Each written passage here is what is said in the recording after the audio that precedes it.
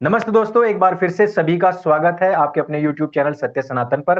और एक बार फिर से हमारे साथ में है सुप्रीम कोर्ट के वरिष्ठ वकील एडवोकेट अश्विनी उपाध्याय जी। अश्विनी जी, आपका भी बहुत बहुत स्वागत है। बहुत बहुत धन्यवाद। और सभी सनातनी साथियों को मैं नमस्ते करता हूं, बड़ों को प्रणाम करता हूं, छोटों को स्नेह अपना भेंट करता हूं और सबसे कहता हूं कि सब स्वस्थ रहें, सब आराम से रहें, भगवान सबको ठीक से रखें। और मैं अपने दर्शकों को बता दूं कि हमने आपके साथ में एक प्रॉमिस किया था कि हम सैटरडे इवनिंग 7 बजे आया करेंगे, लेकिन थोड़ी सी व्यस्तताएं थी, बाहर भी जाना था, तो उस वजह से हमने इसको आज शेड्यूल किया हुआ है। आगे से हम शनिवार में 7 बजे शाम को पूरी पूरी कोशिश रखेंगे, हमेशा एक अलग और नए विषय के ऊपर। तो आज का हमारा जो विषय है वो है दंड विधान के ऊपर। और इस दंड संहिता में जो हमारा विषय रहेगा वो रहेगा कि समान दंड संहिता भी भारतवर्ष में नहीं है, जबकि हम बात करते हैं समानता की, जब हम बात करते हैं समान अधिकारों की, समान कर्तव्यों की, और सभी के रूप में हर एक रूप से समानता की। आज हम इन सभी पर चर्चाएं करेंगे। उससे पहले हमें आज के विषय पर भी फोकस करना होगा कि जिस प्रकार से जम्मू कश्मीर में दो सिख बहनों का जबरन मतांतरण करा लिया गया, निकाह पढ़वा लिया गया। हमने देखा कि पिछले कुछ दिनों से जो बयार थी वो कुछ और ही बह रही थी, लेकिन फिर कुछ मोहम्मदीन आते हैं, मौलवी आते हैं और पूरी की पूरी हवा पलट देते हैं। यानी कि जहां एक तरफ भाईचारा चल रहा था, वहां भाई कौन है और चारा कौन है, बहुत ही कम समय में इस बात को झलका दिया गया।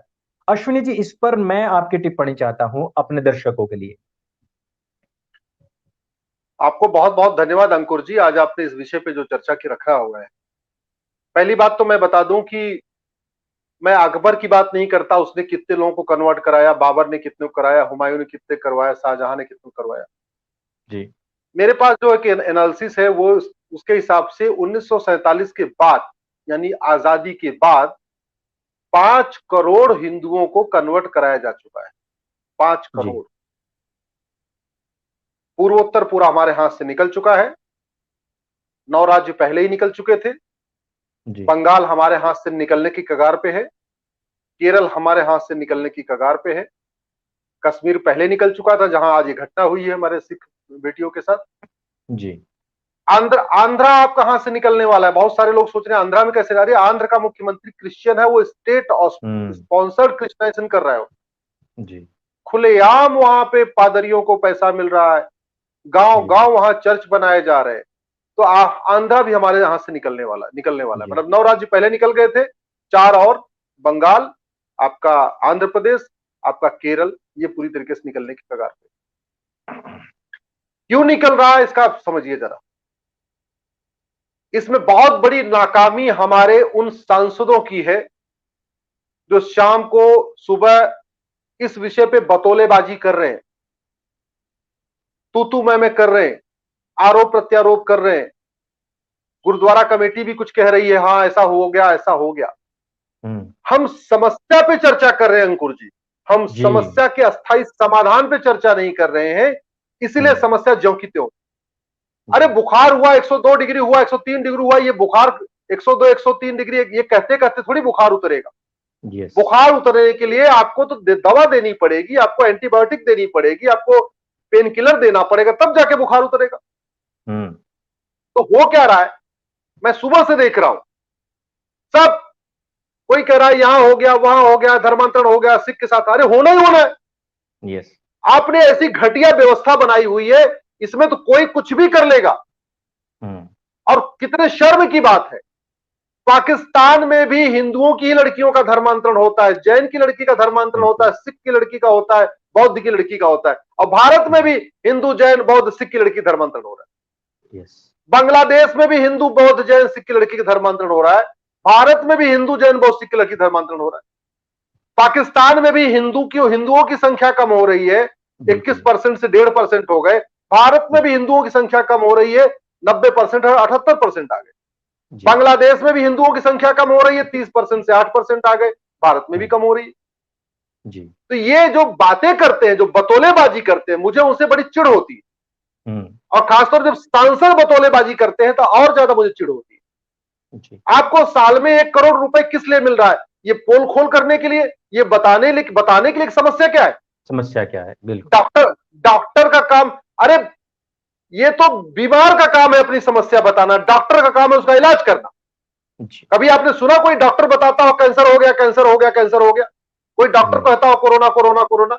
अरे वो नहीं। उसका इलाज करता है। बिल्कुल। टीचर का काम समस्या बताना नहीं, स्टूडेंट का काम है समस्या बताना, टीचर का काम है समाधान करना। बिल्कुल। बीमार का काम है अपना बीमारी बताना, रोग बताना, डॉक्टर का काम है इलाज करना। हम्म। उसी तरीके से सांसद का काम है हर समस्या जो हमारे देश में सामाजिक समस्या है, आर्थिक समस्या है, अलगाववाद की समस्या है, कट्टरवाद की समस्या है, माओवाद की समस्या है, नक्सलवाद की समस्या या जातिवाद की समस्या या भाषावाद की समस्या या क्षेत्रवाद की समस्या, मजहबी उन्माद की समस्या या लब जिहाद की समस्या या मजार जिहाद की समस्या, धर्मांतरण जिहाद की समस्या, जितनी भी समस्याएं हैं उन समस्याओं का इलाज करना सांसदों का काम है। लेकिन ये क्या करेंगे, बिल्कुल। इनको लगता है ये सोशल मीडिया में बयान देके, ये जितने बयानवीर हमारे सांसद हैं, ये जी। बयान देने के लिए थोड़ी इनको पैसा मिलता है भाई। 1 करोड़ रुपए साल के इनके ऊपर खर्च होता है, एक सांसद के ऊपर बिल्कुल। खर्च होता है। और एक दो समाधान के लिए सांसद है। नहीं भारत में। हाँ, जी। इनका काम समाधान करना है। हम्म। डॉक्टर डॉक्टर का अपॉइंटमेंट होता है वो समस्या की चर्चा करने के लिए नहीं, जी। समाधान, रोग ठीक करने बिल्कुल। के लिए। जी। टीचर जो अपॉइंट होते हैं, प्रोफेसर अपॉइंट होते हैं यूनिवर्सिटी में, कॉलेज में, वो समस्या की चर्चा करने के, वो तो बच्चों की जो समस्या है उसको सॉल्व करने के लिए वहां पे अपॉइंटमेंट किया था। उनको इसीलिए वेतन भत्ता, गाड़ी पेंशन मिलती है।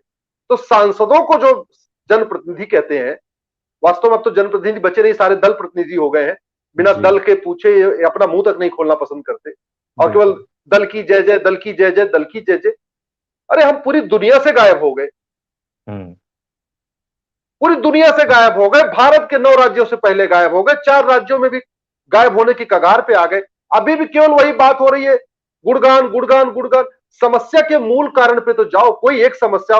जापान में कितना बढ़िया सिस्टम है, एक हम्म। समस्या होती है कोई भी, जी। उसकी जड़ में जाके उसका रूट का एनालिसिस करते हैं, परमानेंट सोल्यूशन करते हैं, टेम्परेरी सोल्यूशन नहीं करते। आज की जी। डेट में क्या हो रखा है, टेम्परेरी सोल्यूशन हो गया। अरे पुलिस ने फलाना मौलाना को पकड़ लिया, पुलिस ने फलाना को पकड़ लिया, पुलिस ने फलाना आदमी की दीवार गिरा दिया, पुलिस ने फलाना आदमी की जमीन गिरा दी, उससे क्या हो गया? जी। कानून वही घटिया है। कल को फिर दूसरी सरकार आएगी, उस मौलानाओं को तो पैसा देना शुरू कर देगी। हमें ऐसी व्यवस्था बनाना चाहिए कि सरकार कोई भी आए, हम्म। समाजवादी सरकार आए, कांग्रेस की आए, बीजेपी की आए, कोई भी आए, चाह के भी सत्ताधारी दल कोई गलत काम न कर पाए। धर्मांतरण हो रहा है, बंगाल में क्या पोजीशन है, कितनी बहन बेटियों के साथ बलात्कार हुआ, कितने लोगों को घर छोड़ के भागना पड़ा, क्यों? आखिर भारत में क्या है, बंगाल में भी संविधान चल रहा है, बंगाल में भी कानून चल रहा है, बंगाल में भी आपका मुख्यमंत्री है, बंगाल में गवर्नर भी है, देश में राष्ट्रपति है, हाई कोर्ट चल रही है, सुप्रीम कोर्ट चल रही है, फिर क्यों हो गया? कभी सोचिए आप। जी। इसका मतलब हमने ऐसी व्यवस्था नहीं बनाई। और व्यवस्था के, आप जरा सोचिए, मेरे हाथ में ये इंडियन पिनल कोड है, ये दिख रही जी। होगी आपको, 1860 में बनी थी ये। और जी। किस लिए बनी थी? भारत के ऊपर शासन करने के। जी। 1835 में मैकाले यहां पे आया था। वो आया था यहाँ पे, यहाँ के गुरुकुल को बर्बाद करने, यहाँ के संस्कृत भाषा को खराब बर्बाद करने, संस्कृत की जगह अंग्रेजी थोपने, गुरुकुल की जगह कॉन्वेंट स्कूल चलाने, इसके लिए आया था। जब 1857 की क्रांति हुई, मंगल पांडे जी की जो इसको क्रांति कहते हैं, प्रथम क्रांति, उस जी। क्रांति के बाद उसकी ड्यूटी चेंज कर दी गई। उसको कहा गया तुम ऐसी यहां व्यवस्था बनाओ, ऐसे कानून बनाओ कि भारत के लोगों को अलग अलग धाराओं में फंसा के इनको इस तरीके से कर दें कि ये लोग जो है अपने मुकदमे झेलते रह जाए। जी। तो 1860 में जो इंडियन पिनल कोड बना था वो आज भी चल रहा है। कहां से आपका धर्मांतरण रुकेगा भाई? वो अंग्रेज तो धर्मांतरण कराने वाले थे, वो तो यहां धर्मांतरण कराते थे, तो वो जी। धर्मांतरण को अपराध कैसे बनाएंगे? वो नहीं बनाएंगे, उन्होंने नहीं बनाया आईपीसी में। हम्म। 1861 में जो पुलिस एक्ट बनाया, किस लिए बनाया? भारत को गुलाम बनाने के लिए, भारत पे सत्ता कायम रखने के लिए। वो कानून आज भी चल रहा, नहीं बदला गया। इसलिए कश्मीर में भी लोग, कश्मीर में जो पलायन हुआ था 1990 के दशक में, पुलिस पुलिस तो थी ना, जी। पुलिस क्यों वहां नपुंसक बनी रही? क्योंकि 1861 का पुलिस कानून चल रहा था। जी। बंगाल में पुलिस क्यों शांत होकर बैठी हुई है? बंगाल में पुलिस कुछ नहीं क्यों कर पा रही? क्यों? क्योंकि 1861 का कानून चल रहा है। पुलिस वाले जानते हैं गलत हो रहा है, जी। लेकिन 1861 के कानून ने उनको बधुआ मजदूर बना के रखा हुआ। जी। वो जब तक सत्ता नहीं कहेगी, सत्ताधारी दल से कोई संदेश नहीं आएगा, एफआईआर करना है कि नहीं करना है, करना है तो कौन सी धारा में करना है, गिरफ्तार करना है कि नहीं करना, तब तक पुलिस कुछ करेगी नहीं जी। और तकलीफ इस बात की होती है कि जो विपक्षी दल है वो भी नहीं चाहते कि ये कानून बदले जाए, वो भी नहीं चाहते इस देश में one nation one penal code लागू हो। उनको लगता है कि हमें भी सत्ता मिल जाएगी, अगर one nation one penal code लागू हो गया, कठोर कानून बन गए, हम मनमानी कैसे कर पाएंगे, हम वसूली कैसे कर पाएंगे। पुलिस तो वसूली सेंटर बना हुआ है ना, चूंकि पुलिस वसूली सेंटर बना हुआ है, पुलिस पूरी तरीके से सत्ता के गुलाम है, पुलिस माफियाओं की गुलाम बनी हुई है, अलगाववादियों की गुलाम बनी हुई है। तो पुलिस क्या हो रहा है, सब कुछ हो रहा है। जो धर्मांतरण हो रहा है, कितने शर्म की बात है 21वीं सदी में, 2021 में भारत में जहां हिंदू बहुसंख्यक है, वहां की बेटियों को जबरदस्ती धर्मांतरण कराया जा रहा है जी। एक आदमी का फ्रांस में गला काटा था, बस एक आदमी जी। उसके बाद उन्होंने 20 कानून बदल दिए। हमारे यहां तो केवल बतौलेबाजी होती है। तबलीगी जमात के बाद हमने कोई कानून बदला नहीं, बदला। मौलाना साहब तो आदमी बाहर घूम रहे हैं। ऐसे कितनी घटनाएं हो चुकी, बंगाल में सब कुछ हो गया, बहन बेटियों के साथ बलात्कार, हत्या, सब कुछ हो गया, हमने कोई कानून बदला नहीं, बदला। तो जब हम व्यवस्था नहीं बदल रहे, व्यवस्था नहीं बदल रहे, इसलिए सब कुछ वैसे ही हो रहा है। डॉक्टर यहां भारत में बदले डॉक्टर नए नए आ रहे हैं, डॉक्टर बदले जा रहे हैं, लेकिन वो डॉक्टर नई दवा नहीं बदल रहा है, डॉक्टर दवा वही पुरानी यूज कर रहा है। बिल्कुल। डॉक्टर आते जा रहे हैं, आते जा रहे हैं, आते जा रहे हैं, लेकिन दवाइयां नहीं चेंज नहीं हो रही हैं। इसके कारण क्या हो रखा है कि जितनी समस्याएं थी, चाहे वो धर्मांतरण की समस्या, चाहे घुसपैठ की समस्या, ये सब वही चल रही है। धर्मांतरण पर चलो कोई कानून नहीं है, घुसपैठ का समझिए जरा, घुसपैठ कंट्रोल कर रहे हैं हम कौन से कानून से? 1946 में जो कानून बना था, उस कानून से हम 2021 में रोहिंग्या बांग्लादेशियों को पकड़ रहे हैं, इसलिए जी। कुछ नहीं कर पा रहे। 5 करोड़ से ज्यादा रोहिंग्या बांग्लादेशी बने हुए, हमने चूंकि 1946 वाला कानून था उसको कठोर नहीं बनाया, तो आराम से रोहिंग्या बांग्लादेशी आ रहे। मुझे ये कहते हुए अंकुर जी बड़ी शर्म आती है, हमें एक भी कानून ऐसा नहीं है जिसपे हम गर्व के साथ कह सके ये कानून हमारा दुनिया का सबसे अच्छा कानून। जी। हम ये तो कह सकते हैं कि अग्नि मिसाइल हमारी दुनिया की सबसे अच्छी है, लेकिन उसमें नेताओं का क्या, उसमें नेताओं का कौन सा रोल है? वो तो वैज्ञानिकों ने बनाया। बिल्कुल। हम कह सकते हैं ब्रह्मोस हमारी सबसे अच्छी है, लेकिन उसमें नेता का काम हो तो वैज्ञानिकों ने बनाया। हम कह सकते हैं कोरोना की वैक्सीन हमारी दुनिया की सबसे अच्छी, सबसे सस्ती है, उसमें नेताओं का क्या काम? वो भी तो वैज्ञानिकों ने बनाया। हम कहते हैं 108 मिसाइल एक बार में से एक साथ छोड़ दिया, उसमें सत्ता और सांसदों का क्या काम? वो भी तो वैज्ञानिकों ने बनाया। हम वैज्ञानिकों के काम पे गर्व कर सकते हैं, हम यहाँ के शिक्षाविदों के काम पे गर्व कर सकते हैं, शोधकर्ताओं के कार्य पे गर्व कर सकते हैं, लेकिन आज तक हमें एक भी कानून ऐसा नहीं मिला जिसपे हम गर्व के साथ कह सके ये कानून हमारा दुनिया का सबसे कठोर कानून है। और सबसे बड़ी बात ये, भारत में ये अपराध कम क्यों नहीं हो रहे, इसको समझिए आप। बिल्कुल बिल्कुल, बहुत बड़ा सवाल है ये। हाँ, अपराध कम न होने का कारण ये है कि पुलिस के पास एक तो हाथ बंधे हुए हैं, दूसरा पुलिस चलती है इंडियन पिनल कोड से, और हम क्या करते हैं, हर साल एक थोड़ा दबाव आता है, शोर शराबा होता है, चारों तरफ हंगामा होता है, तो नया कानून बना देते हैं। अब आप जरा समझिए, हमारे पास जो डायरी होती है उसमें 12 महीने होते हैं, कैलेंडर जो होता है 12 महीने का होता है। हाँ जी। अगर हम एक एक महीने की 12 डायरी बना दे तो उसको जेब में लेके चलना आसान है, या 12 महीना एक ही डायरी में है तो लेके चलना आसान है? आप बताइए। मैं आपसे ये कहना चाह रहा हूं जी, हम भाई जनवरी फरवरी मार्च अप्रैल की अगर हम 12 डायरी बनाए, उसको लेके चलना, उसको मेंटेन करना बहुत कठिन है। हमारी जब एक डायरी होती है एक साथ बना लें तो बिल्कुल आसान रहता है उसको लेके चलना। आसान। सिमिलरली जितने हमारे किताबें होती हैं, चाहे फिजिक्स की हो, केमिस्ट्री की हो, मैथ की हो, बायो की हो, अगर मान लीजिए उसमें 20 चैप्टर है, उस 20 चैप्टर के लिए 20 किताब बना दे तो सोचिए जरा कितना कठिन काम हो जाएगा। बहुत मुश्किल होता है, लेंथी होता है वो चीज। हाँ, जबकि वो 20 अगर वो 20 चैप्टर एक ही किताब के अंदर है, चैप्टर वाइज 1 2 3 4 5 6 करके कर दिया, तो बच्चे को मेंटेन करना, उसकी हाउसकीपिंग करना, उसको लेके ट्रेवल करना आसान हो जाता है, बच्चे लेके जाना पता हो जाता है। हमने क्या किया, अपराध और भ्रष्टाचार के लिए 40 कानून बना दिए जी, और वो 40 कानून ऐसे ऐसे बना दिए हैं कि जिनके बारे में हवलदार थानेदार तो छोड़िए, कई बार तो हम लोगों को नहीं पता होता कि फला कानून भी बन गया है। कई जी बार जजों को नहीं पता होता कि फला कानून बन चुका है। जी समझ में नहीं आ रहा है कि जब भ्रष्टाचार और अपराध ये दोनों एक चीजें हैं, दोनों में पनिशमेंट देना है, दोनों में दंड देना है, दोनों में लोगों को सजा देनी है, तो अलग अलग कानून क्यों?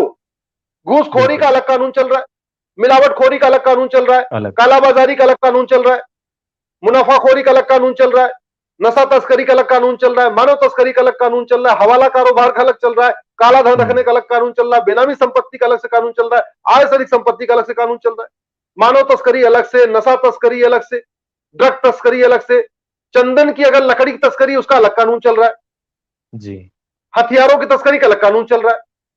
हमने इतना बड़ा मकर जाल बना दिया है, मकड़ जाल है न बिल्कुल।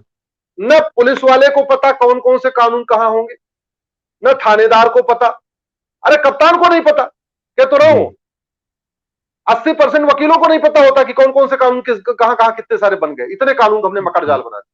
बिल्कुल उसकी बजाय अगर एक हम कंप्रहेंसिव एक किताब बना दे, Indian penal code, one nation one penal code, एक वन देश पिनल एक दंड संहिता, हाँ, जी तो इतना आसान हो जाएगा। भाई सरकार ने 40 टैक्स को मिला के एक टैक्स बना दिया जिसको हम जीएसटी कहते हैं। जी तो मुझे समझ में नहीं आ रहा हम 40 तरीके के भ्रष्टाचार अपराध के कानूनों को मिला के एक इंडियन पिनल कोड क्यों नहीं बना सकते, one nation one penal code क्यों नहीं बना सकते? बिल्कुल अगर बिल्कुल वन नेशन वन टैक्स लागू हो सकता है, वन नेशन वन टैक्स लागू हो सकता है, तो one nation one penal code भी लागू हो सकता है, बहुत बिल्कुल आसानी से हो सकता है।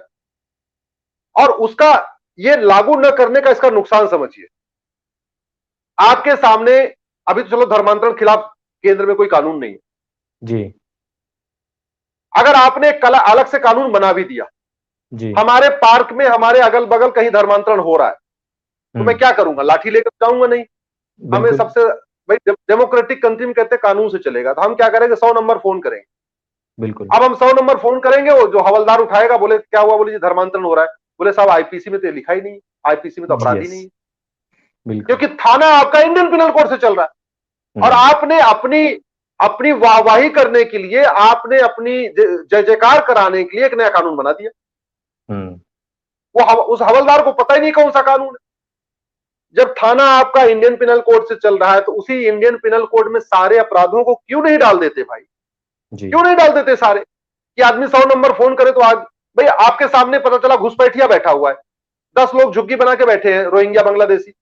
आप 100 नंबर फोन करोगे, पुलिस आएगी नहीं, आएगी भी तो ऐसे फॉर्मेलिटी करके चली जाएगी, क्योंकि वो आईपीसी में ऐसी कोई धारा नहीं है कि वो घुसपैठियों को पकड़ के थाने ले जा सके। घुसपैठ यस आईपीसी में कोई ऐसी धारा नहीं है कि धर्मांतरण करने वालों को ले जाके जेल में डाल सके। अब वो जी दाएं बाएं इधर उधर की धाराओं में डाल देगा, गलत गलत फलत धाराओं में, तो बाद में छूट जाएगा, क्योंकि जी अपराध वो कुछ और कर रहा है, धारा उसके ऊपर कुछ और लगा दी गई, तो बाद में तो वकील अच्छा कर लेगा, वो छूट जाएगा। इसीलिए बिल्कुल हमारे देश में अपराध कम नहीं हो रहा, इसीलिए जी नहीं कम हो रहा। और भाई हमारे वैज्ञानिक इतनी चीजें बनाते चले जा रहे हैं। भाई आज अग्नि का एक और प्रक्षेपण किया है, आज परीक्षण आज उन्होंने फिर से, जी हाँ एक आज फिर हम्म से लॉन्च कर देखा उन्होंने, हम्म, सफलतापूर्वक किया है। जी हमारे सांसद ये फ्रांस, चाइना और ज्यादा नहीं, कम से कम 5 देशों का कानून देख लें, फ्रांस का देख लें, चाइना का देख लें, अमेरिका का देख लें, सिंगापुर का देख लें। और सबसे बड़ी बात ये जाते भी है, ये अपना टूर वैसे भी तो बना रहते बना हैं के हाँ घूमते भी रहते हैं। जी पता नहीं कौन सा टूर बना लेंगे, जापान घूम आएंगे, फिर कोई टूर बना लेंगे तो अमेरिका घूम आएंगे, फिर जनरली गर्मी में, अभी तो कोरोना आ गया इसलिए सांसद गए नहीं, जनरली सारे सांसद ऐसा प्लानिंग करते हैं कि सारे टूर उनका वही मई जून के महीने में होता है। जी यूरोप और अमेरिका किस लिए जा रहे हैं? फला अध्ययन करने जा रहे हैं, फला अध्ययन करने हम्म जा रहे हैं, फला देखने जा रहे हैं।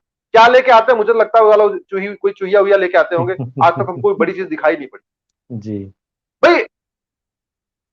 फ्रांस से हजारों करोड़ रुपए देके अगर हम वहां से राफेल खरीद सकते हैं, हम्म तो उनका हम जो धर्मांतरण विरोधी कानून, घुसपैठ विरोधी कानून, जी उन्माद विरोधी कानून, उसको भारत में क्यों नहीं लागू कर लेते? वो तो फ्री में मिल बिल्कुल जाएगा। बिल्कुल हम अमेरिका से हजारों करोड़ रुपए दे के चीजें खरीदते हैं, हम अमेरिका का police system, judicial system Bharat में क्यों नहीं लागू कर लेते? इसराइल से हम राफेल क्या बोलते हैं, राइफल खरीदते हैं, हम इसराइल से दो चार कानून क्यों नहीं ले लेते? सिंगापुर से दुनिया भर की चीजें खरीदते रहते हैं, हम सिंगापुर के 2-4 कानून क्यों नहीं ले लेते?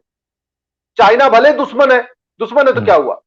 कुछ हम सीख ये तो नहीं सकते हैं क्यों नहीं, उससे। हाँ, हमें बिल्कुल। ये क्यों नहीं देखते कि चाइना हमसे तो 2 साल के बाद आजाद हुआ, हम तो 1947 में आजाद हुए थे, चाइना हम्म, हमसे 2 साल के बाद 1949 में आजाद हुआ। आखिर हम्म, वो कौन कौन सी ऐसी चीजें हैं जिसके कारण चाइना जो है आज विश्व महाशक्ति बन गया? जी। और वो भले दुश्मन है। अगर हमारा विदेश सचिव चाइना के विदेश सचिव से पूछे, साहब मुझे आप 10 वो कानून बता दो जो आपका बेस्ट है, बड़ी जी। ईमानदारी से बता देगा, कोई कोई मना नहीं करेगा। और बिल्कुल। ये तो जग जाहिर सी बात है, इसको आपको चाइना से पूछने की जरूरत नहीं। ये तो भारत में जो जिसको थोड़ा सा अध्ययन है, थोड़ा सा समझ आया, वो बता सकता है कि क्या दिक्कत है। जी। हमारे पास 1,000 के आसपास आईएएस रिटायर होके बैठे हुए हैं, डीजीपी लेवल के, आईजी डीआईजी लेवल के जो पढ़े लिखे हैं आईएएस आईपीएस। इसी तरीके जी। 1,000 के आसपास आईएएस हैं जो आपके chief secretary, cabinet secretary, home secretary retire होकर बैठे हुए। हम्म। 1,000 के आसपास हमारे पास जज है, डिस्ट्रिक्ट कोर्ट के जज, हाई कोर्ट के जज, सुप्रीम कोर्ट के जज रिटायर होकर घर बैठे हुए।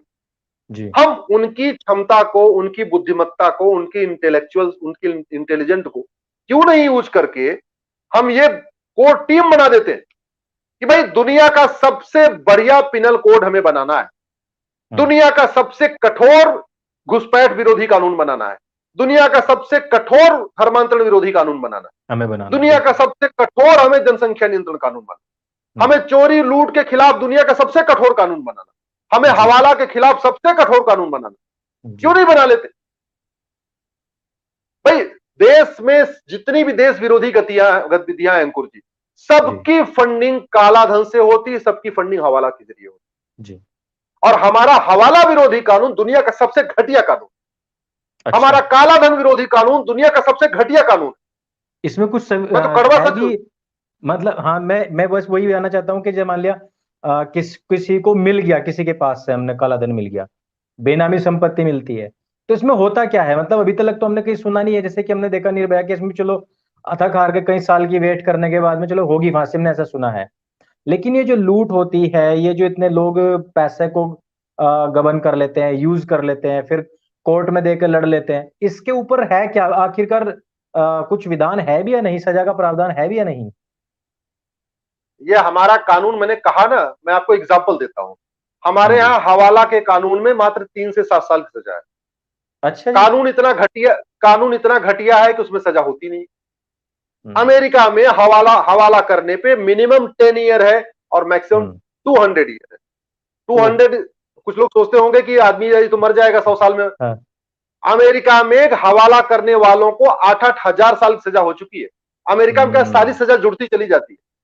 जी, जी, जी, जैसे जी, जी, हाँ, अमेरिका ये में तो है। अमेरिका अमेरिका में मान लीजिए आपने एक रेप करने पे 40 साल की सजा है, तो 5 हम्म। रेप अगर कर दिया तो आपकी 200 साल की सजा हो जाएगी। हम्म। कभी मैं आप जितने सनातनी भाई हैं, आप, मैं आपसे आग्रह करूंगा, कभी आप लॉन्गेस्ट सेंटेंसेस करके आप गूगल करिएगा, लॉन्गेस्ट सेंटेंसेस अमेरिका ऐसे करके ढूंढिए, हम्म। तो आपको पता चलेगा वहां पे 12-12 हजार साल की सजा होती है। आदमी मर जाता है लेकिन जी, सजा जी, जी। होती है। मैसेज देना है ना उनको, स्ट्रॉन्ग हाँ, मैसेज मैसेज देना है। देना है। यस। मैसेज देना है कि देखो 10,000 साल की सजा, 500 साल की सजा, 12,000 साल, हम्म। ऐसी सजा होती है वहां।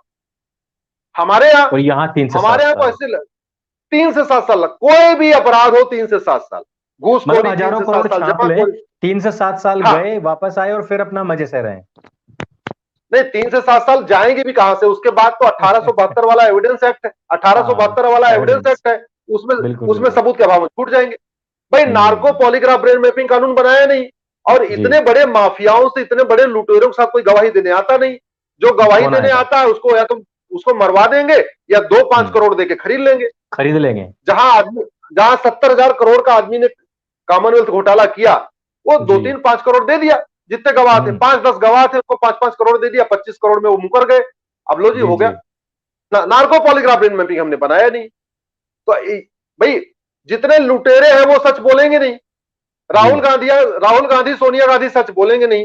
राहुल गांधी सोनिया गांधी के खिलाफ कोई गवाही देगा नहीं। देगा तो नहीं। अंत में होगा क्या? सबूत के अभाव में छूट जाएंगे। वही खेल चल रहा है। बिल्कुल। नहीं तो आप ये सोचिए कि जितना अंग्रेजों ने 200 साल में लूटा था, उतना हमारे नेताओं नौकरशाहों ने 50 साल में लूटा है। 50 साल।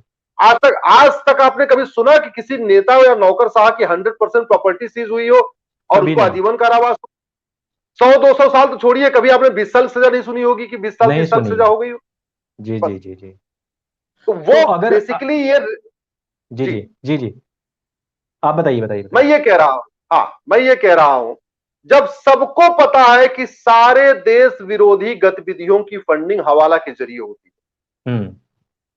देश विरोधी ट्वीट हवाला के जरिए फंडिंग होती है, देश विरोधी जी। फेसबुक पोस्ट हवाला के जरिए होती है, देश विरोधी लेख हवाला के जरिए फंडिंग होती है, देश बिल्कुल। विरोधी मूवी हवाला के पैसे से बनती है, देश विरोधी वेब सीरीज हवाला के पैसे से बनती है, देश विरोधी जो भाषण चलते हैं हवाला के जरिए चलते हैं, हम्म। माओवादियों की फंडिंग हवाला से होती है, नक्सलियों की फंडिंग हवाला के जरिए होती है, जिहादियों की फंडिंग हवाला के जरिए होती है, धर्मांतरण करने वालों की फंडिंग हवाला के जरिए होती है, और इस देश में जाति का जहर बोने के लिए फंडिंग हवाला के जरिए हो रही है, भाषा जी। के आधार पर आपस में लड़ाने के लिए फंडिंग हवाला के जरिए हो रही है, सवर्ण बनाम दलित करके हिंदुओं को तोड़ने के लिए बड़ी मात्रा में फंडिंग आ रही है हवाला के जरिए, वकील साहब, दलित मैं इसमें ये बनाम पूछना सवर्ण चाहता हूँ करने कि के जो लिए। लाल किले पे जो कुछ भी हुआ है, अभी एक दिन पहले इन्होंने फिर से वो मतलब हंगामा उठाया उसका, कह रहे हैं कि 370 हटने से किसानों का नुकसान हुआ है।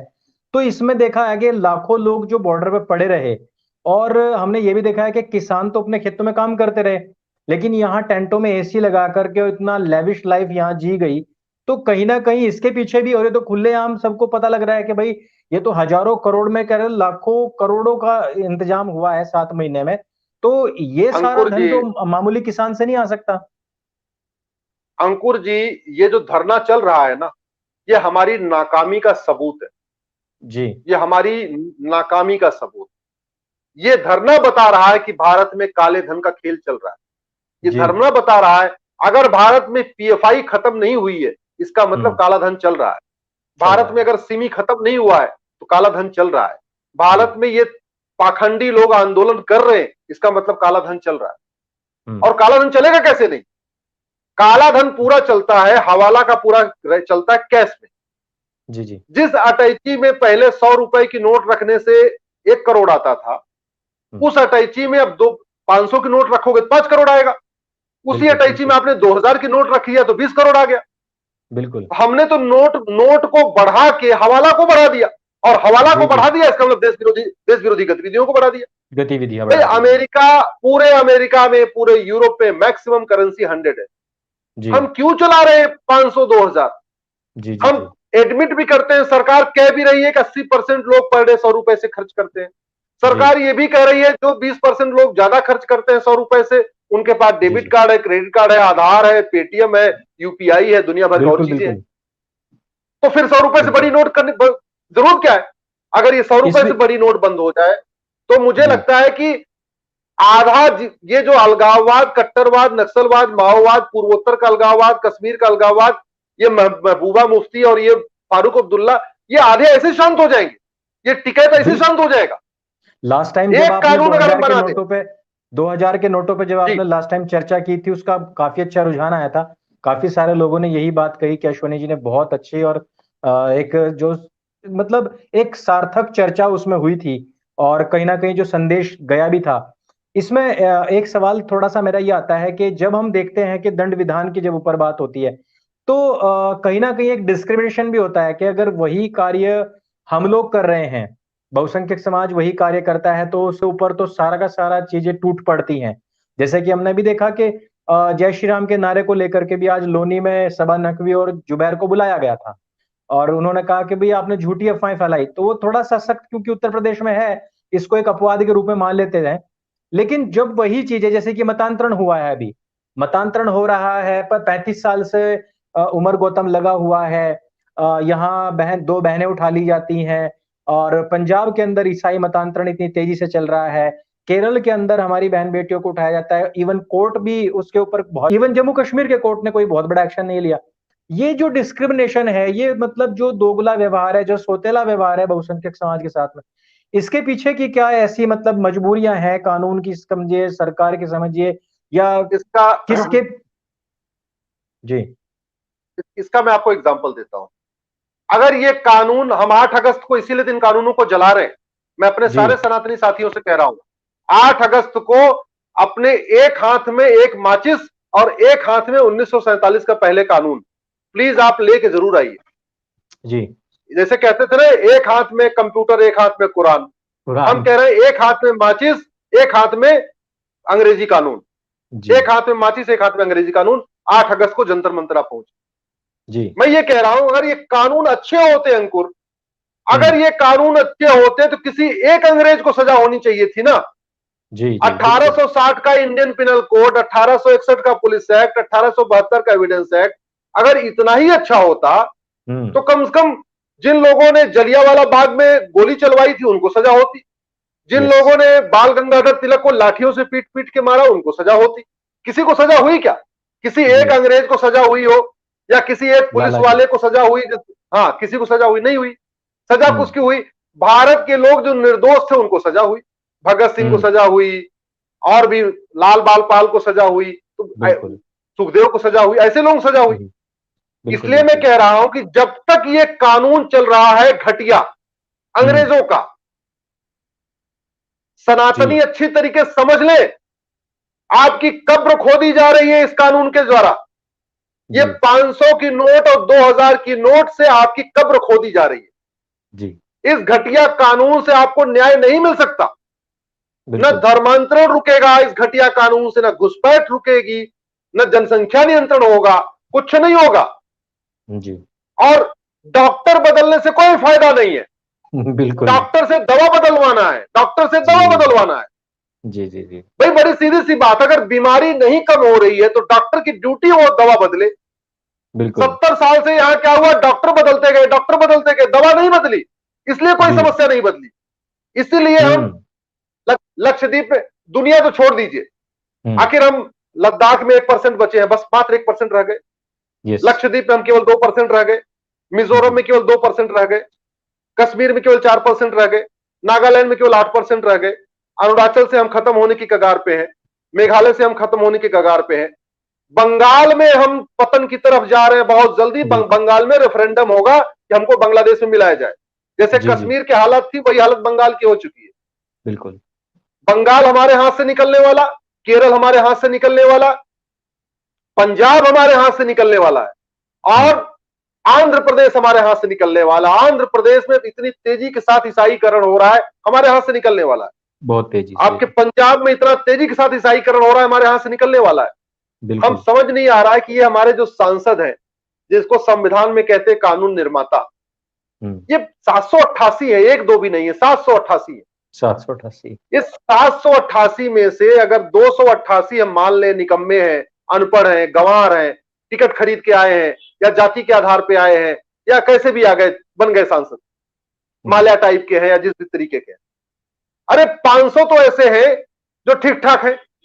हम्म। 500 सांसद तो ऐसे हैं जो पढ़ लिख सकते हैं, समझ सकते हैं, कानून को समझ सकते हैं, संविधान को समझ सकते हैं। 500 बिल्कुल सांसद ऐसे हैं जो गूगल पे ये देख सकते हैं कि सिंगापुर में कौन सा अच्छा कानून चल रहा है, फ्रांस में कौन सा अच्छा बिल्कुल। कानून चल रहा है, जापान में कौन सा अच्छा चल रहा है, चाइना में क्या क्या चल रहा है। जी। और इस देश में टोटल 500, मतलब 788 में से 500 सांसद पढ़े लिखे हैं। हर हम्म। साल संसद का तीन तीन सत्र चलता है, 3 सत्र चलता है।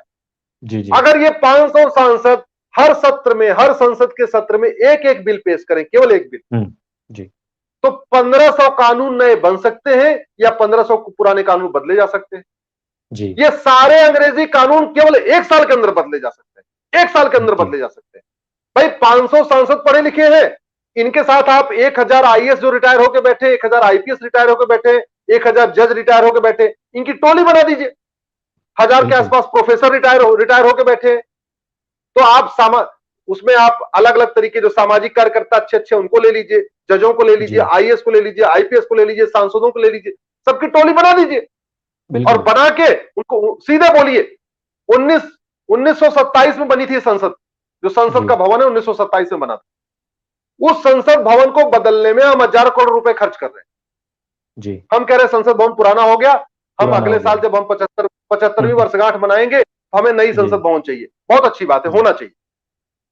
लेकिन उस संसद भवन नहीं बनने से आम जनता को एक ढेले भर का कोई फायदा नहीं। बिल्कुल। इतना हम कह सकते हैं कि हमारा मेड इन इंडिया संसद है, इतना कह सकते हैं, मेक इन, हाँ हमारे जो हाँ। हमने नई संसद। और सुविधाएं हो लेकिन जाएंगी सांसदों के लिए। बस, लेकिन दब के उसमें मरेंगे आम नहीं अगर जनता वो गिर को, भी गया तो। इतना ही हो सकता है आम बस। जनता, आम जनता को उसमें ढेले भर का फायदा नहीं। जी। जो मुकदमे चल रहे हैं 50-50 साल, वो वैसे ही चलेंगे। संसद भवन वैसे ही बनने, चलेंगे। नहीं बनने से मुकदमों में कोई फर्क नहीं पड़ेगा। बिल्कुल। संसद भवन नहीं बनने से आपका अलगाववाद कम नहीं होगा, माओवाद कम नहीं होगा, नक्सलवाद कम नहीं होगा, कट्टरवाद कम नहीं होगा, धर्मांतरण कम नहीं होगा, घुसपैठ नहीं कम होगा। वो कैसे कम होगा? कानून बनाने से। कानून आप बना नहीं रहे, संसद भवन नहीं बना रहे। संसद भवन बनाना अच्छी बात है, आप बनाइए, लेकिन 1,000 करोड़ रुपए दे के नई संसद बना रहे हैं, तो फ्री में कानून भी तो बना दीजिए। और फ्री में कानून ऐसे बिल्कुल मिल जाएंगे, नकल बिल्कुल। करके मिल बिल्कुल जाएंगे। France, America, Singapore, Japan, China, नकल करके कॉपी पेस्ट मार के बना लीजिए। पहले भी क्या तो ऐसे ही दिक्कत है? मारा हुआ है। वही तो और काम पहले आगे वैसे बढ़ाना मारा है हुआ तो। है। हाँ, पहले वैसे मारा जी। हुआ है, पहले जी। वैसे कब मारा हुआ है। और फिर हाँ जी। हमारे पास इतना, हमारे पास रिटायर्ड पूरी फौज है। मैंने आपको कहा, आईएएस, हाँ आईपीएस जज सब हाँ। रिटायर होकर बैठे हुए, उनको भी कुछ बिल्कुल। काम मिल जाएगा। वो भी, उनको भी बड़ा गर्व महसूस होगा कि देश देश देश के अभियान में हमने भी कुछ अपना कंट्रीब्यूशन किया। क्योंकि नौकरी जी। करते समय केवल उन्होंने केवल पिछलग्गू वाला काम किया था, नौकरी के समय तो जी। उन्होंने ठीक से काम किया नहीं। तो रिटायर हाँ। होने के बाद कम से कम उनको लगे, चलो यार जिंदगी में काम हमने बढ़िया किया, कानून बना के दे दिया। ये काम बिल्कुल। हो सकता है। और अगर हमने एक देश, एक नागरिक एक दंड संहिता नहीं लागू किया, जी। One nation one penal code लागू नहीं किया, तो जैसा आपने कहा कि जी। वहीं कलकत्ता में, बंगाल में हिंदुओं की बहन बेटियों का बलात्कार होता रहेगा और पुलिस जी। मूक दर्शक बनी रहेगी। बिल्कुल सपोर्ट देती है उनको। हिंदुओं को पलायन करना पड़ेगा और पुलिस देखती रहेगी। जी। अगर ये अंग्रेजी कानून नहीं बदले गए, तो अभी तो 9 राज्यों से गायब हुए हो, 4 राज्यों से और गायब होने वाले हो। देखते जी। देखते अगले 10 साल के अंदर कम से कम 15 राज्यों से गायब हो जाओगे, अच्छी तरीके से समझ लो। इसलिए जी। मैं सबसे आग्रह कर रहा हूं, ये हमने जो नियम, सबसे आग्रह कर रहा हूं, 8 अगस्त को एक हाथ में माचिस, एक हाथ में अंग्रेजी कानून लेके आइए। सब मिलकर जलाएंगे, पूरे देश को संदेश देना है, अब हमें अंग्रेजी कानून मंजूर नहीं, हमें जी। चाहिए one nation one penal code, एक हम्म। देश एक दंड संहिता। ये हमारी मांग है। जी। जी। बहुत ही कम शब्दों में आपने बहुत बड़ी बातें बताई हैं। और सच्ची बात है, मैं सभी दर्शकों से एक बार फिर से ब्रीफ कर दूं कि आप सांसद बन के गए हैं वहां समाज की सेवा करने के लिए। 70 साल में हमने ऐसे बहुत सारे अनुभव देखे हैं कि जहां पर इस एक, हम देखते हैं कि हर साल सिलेबस चेंज होता है बच्चों का, हर साल हमारी किताब चेंज हो जाती है, हर साल ड्रेस चेंज होती है, हर साल पूरा बस्ता चेंज हो जाता है। और नियम जो होते हैं स्कूल के वो बदल जाते हैं, क्योंकि उनको लग रहा है कि पिछले वाले से कुछ अच्छा हम दे रहे हैं इसमें।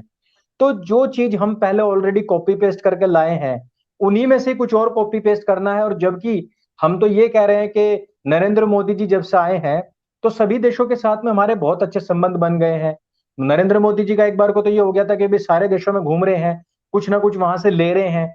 लेकिन जिससे कि ये इतना बड़ा देश, जिसकी मतलब जनसंख्या मैं मानता हूं कि अब सर्वाधिक हो चुकी होगी अच्छे तरीके से, अगर मैं गलत नहीं हूं तो अच्छे तरीके से हमने अभी तक जनसंख्या को एनालिसिस नहीं किया। तो अगर हम देखें तो चाइना क्या तो बराबर हो गया, दो चार ऊपर नीचे ही होगा बस। और हमारे पास में भूभाग जो है वो 7वें नंबर पे है। इतनी बड़ी, मैं इसको अलग से एक दुनिया मानता हूं कि भारतवर्ष अपने आप में एक दुनिया है, कि इसमें इतनी विभिन्नताएं भी हैं। ऐसे में इन सबको संभाले रखने हेतु हमने अभी तक कानून क्यों नहीं बदले। और सबसे बड़ी चीज ये कि जब हम किसी घर में भी जाते हैं तो वहां भी हमें पता लग जाता है कि जूते बाहर निकालने हैं, अंदर निकालने हैं, कहाँ हमने बैठना है। यहां आम नागरिकों को यह नहीं पता होता है कि क्या करने से कौन सा हमारे ऊपर इल्जाम लग जाएगा, कौन सी धारा लग जाएगी। लोगों को ये नहीं पता है। हमें ये तो बता दिया जाता है कि अकबर महान था, औरंगजेब महान था, उसने वो जिंदा पीर था, ये फलाना ढिमकाना था। लेकिन ये हमारा इतना मोटा जो विधान बनाया हुआ है, तो उसमें से हम क्या क्या पढ़ाएं अपने बच्चों को कि बेटा ये मत करना और ये जरूर करना। हमें यही नहीं पता है। इसी वजह से फिर क्या होता है कि अधिकतर लोग इन चक्करों में फंसे हुए हैं। और मैंने देखा है कि जमीनें बिक जाती हैं, नीलाम हो जाते हैं लोग, पीढ़ियों दर पीढ़ियां वो केस चले जाते हैं। वो कहते हैं ना कि चूल्हा ठंडा पड़ जाता है लेकिन केस चलते रहते हैं। उनकी वजह यही है क्योंकि हमने बहुत लेंदी, बहुत इसको वजनी बना दिया है और उसके मकड़ जाल में फंसाया हुआ है। जबकि अश्विनी जी ने बहुत ही सरल भाषा में कहा कि इसको हम कंपाइल कर सकते हैं कि भाई एक जुर्म तो जुर्म है, चाहे आपने हवाला किया है, चाहे भ्रष्टाचार किया है, चाहे आपने कहीं से भी कोई देश विरोधी कार्य किया है, उसका एक आप सिस्टम बना दोगे भाई इसमें 20-25 साल की सजा है ही है। चाहे आप कुछ भी बनाओ लेकिन उसको कंपाइल करके कुछ बनाओ। तो इस तरीके से ये हो सकता था, लेकिन ऐसा हो नहीं रहा है। और उसी के लिए हम 8 अगस्त को जंतर मंतर पर एकत्रित हो रहे हैं अश्विनी जी के नेतृत्व में, और उन्होंने कहा कि माचिस और थोड़ी सी फोटो स्टेट जरूर लेकर के आए अंग्रेजी कानूनों की, वहां पर उनकी होली जलाई जाएगी और सरकार से मांग की जाएगी। अश्विनी जी, आपने बहुत ही कम समय में, ब्रीफ में बहुत गहरी बातें बताई हैं। आपका एक बार फिर से बहुत बहुत धन्यवाद। और मैं सभी अपने मित्रों से कहूंगा कि जो लोग अपने घरों में, कहीं कोई बीमार है, कोई परेशान है, वो तो ना आए। जो समर्थ है, जो सक्षम है, जिसको किसी प्रकार की कोई समस्या नहीं है, वो अवश्य आए। जो आ सकता है वो आए, जरूर आए, और वहां पर इनकी जो आवाज है उसको बुलंद अवश्य करे, क्योंकि ये लड़ाई जो है वो हमारी आने वाली नस्लों और फसलों के लिए है। उसको बचाने हेतु हमें आज एक ऐसा काम करना होगा जो जमीनी काम है, ना कि समस्याओं को सिर्फ गाते रहना। डिबेट में आपने देखा होगा 5 बजे सिर्फ समस्या, वो भी समस्या, वो भी समस्या, माथे की नसें खड़ी हो जाती हैं, गले की नसें उनकी बढ़ जाती हैं, और एक दूसरे को बे तू बेवकूफ, नन गंदी नाली का कीड़ा, यही सब चलता रहता है, लेकिन समाधान पे बात नहीं होती। अश्विनी जी, मैं कितनी ही बार आपका धन्यवाद कहूं। एक बार फिर से आपका बहुत बहुत धन्यवाद, और नेक्स्ट सैटरडे हम फिर से मिलेंगे और एक नए सब्जेक्ट के ऊपर, वही अपने विधान, संविधान, कानून और लोगों के ऊपर नहीं, से इसी बढ़ते हुए इस इसी बोझ को हल्का करने के लिए। जी। अगले सैटरडे नहीं, इसी सैटरडे। हाँ, हाँ जी। इसी शनिवार हाँ। हम एक बार फिर से आएँगे और फिर इन्हीं अलग विषयों पर कुछ बातचीत करेंगे। आप सभी का थैंक बहुत-बहुत धन्यवाद।